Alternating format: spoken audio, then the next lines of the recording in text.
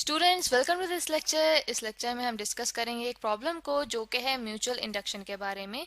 तो जैसा कि हम म्यूचुअल इंडक्शन का टॉपिक पहले डिस्कस कर चुके हैं, तो आइए देखते हैं कि उससे रिलेटेड हमारे पास प्रॉब्लम क्या है। Two coils of wire wound in on an iron core have a mutual inductance of 0.5 Henry. देखिए हमारे पास दो कॉइल्स हैं जो कि एक आयरन कोर के ऊपर लिपटी हुई हैं और उनके दरम्यान जो म्यूचुअल इंडक्टेंस है वो कितनी है, वो है 0.5 हेनरी।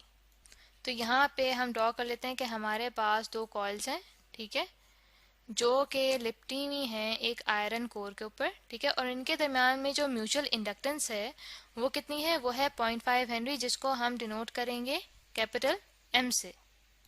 म्यूचुअल इंडक्टेंस से स्टूडेंट्स ये मुराद है कि जब हमारे पास एक कॉइल में करंट चेंज होगा तो उसकी वजह से दूसरी कॉइल जो है उसके अंदर हमारे पास ईएमएफ प्रोड्यूस होगा। तो इस फिनोमेना को कहते हैं म्यूचुअल इंडक्टेंस। और ये जो हमारे पास म्यूचुअल इंडक्टेंस होती है इसकी वैल्यू क्या है, वो है 0.5 हेनरी।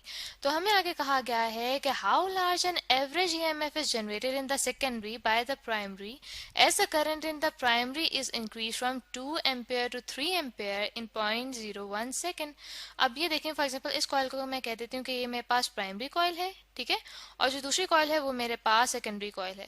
तो हमें कहा गया है कि हमारे पास जो प्राइमरी कॉइल है उसके अंदर अगर करंट इंक्रीज हुआ है 2 एम्पेयर से 3 एम्पेयर तक, तो इस करंट के चेंज की वजह से हमारे पास जो सेकेंडरी कॉइल है उसके अंदर एक एवरेज ईएमएफ कितना जनरेट हो रहा है, कितने टाइम में, 0.01 सेकेंड में।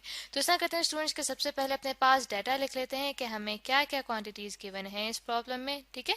सबसे पहले बताया गया है हमें कि जो म्यूचुअल इंडक्टेंस है इन दो कॉइल्स के दरम्यान में वो कितनी है, वो है 0.5 हेनरी, सही।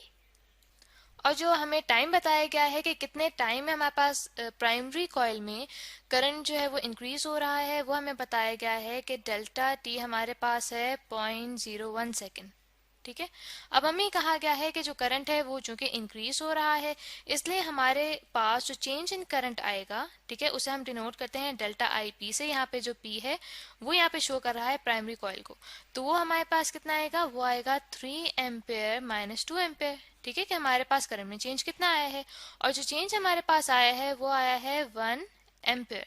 और हमने फाइंड आउट क्या करना है, हमने फाइंड आउट करना है कि जो हमारे पास सेकेंडरी कॉइल है उसके अंदर कितना ईएमएफ जो है वो इंड्यूस हुआ है।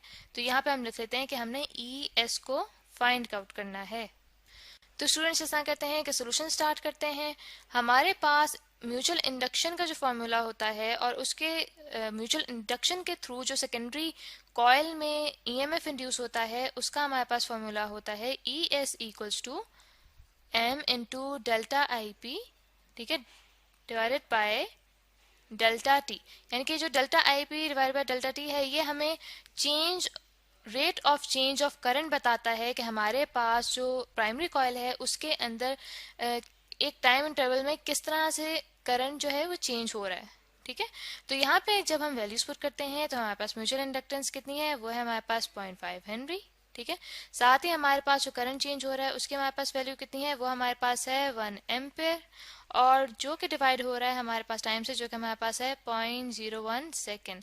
तो इसको जब स्टूडेंट्स मैंने सॉल्व किया तो मेरे पास जो वैल्यू आ रही है इंड्यूस्ड ईएमएफ की, वो मेरे पास आ रही है 50, ठीक है।